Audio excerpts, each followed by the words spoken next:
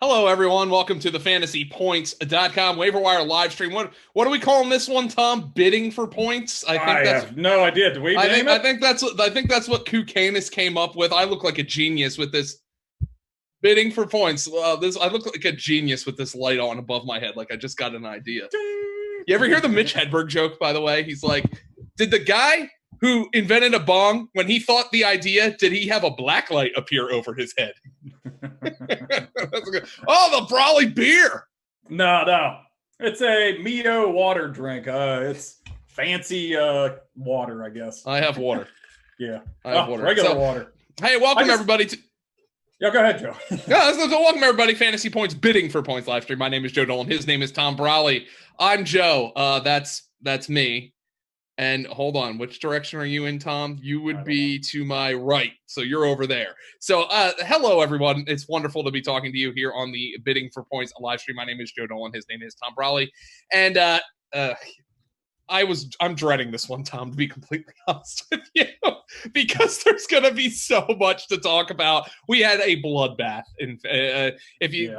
Edwin Porras is the most overworked man in fantasy football right now with his injury breakdown. And Tom, I said last week, week one is usually a pretty active week on the waiver wire because, week two, unfortunately, is way more active because of the injuries. Obviously, with what happened to Saquon Barkley, what happened to Christian McCaffrey, what happened to Raheem Mostert and Tevin Coleman.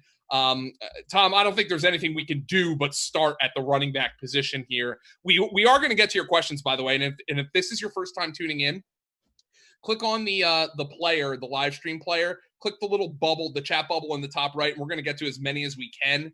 Probably going to be quite a few questions here, but Tom, I want to break down the running backs here because let's focus on the new guys on the waiver wire. Okay.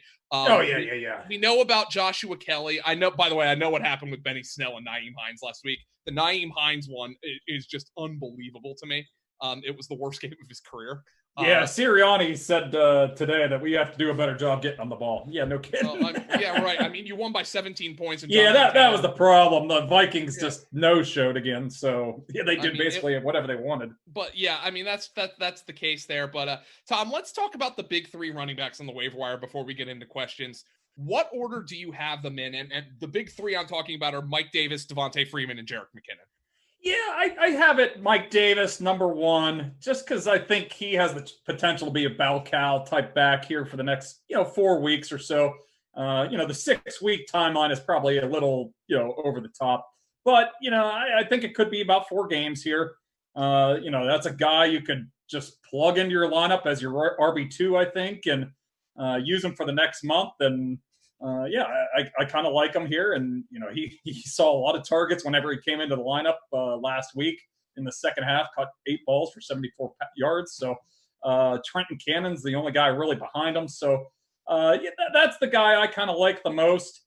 After that, it's Jerick McKinnon for me. I think it looks like Mostert and Coleman could miss multiple games here.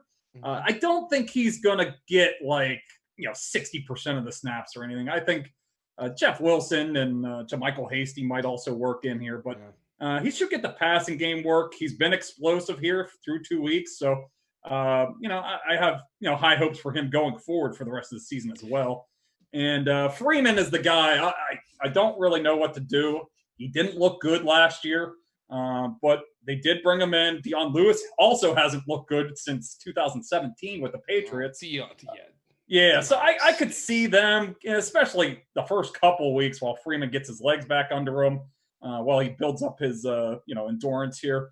I could really see that being a frustrating backfield for the next couple of weeks and maybe for the entire season, depending on, what Freeman looks like. So that's how I kind of have it broken down. But, all 3 guys that you should put bids in for or, make waiver claims for.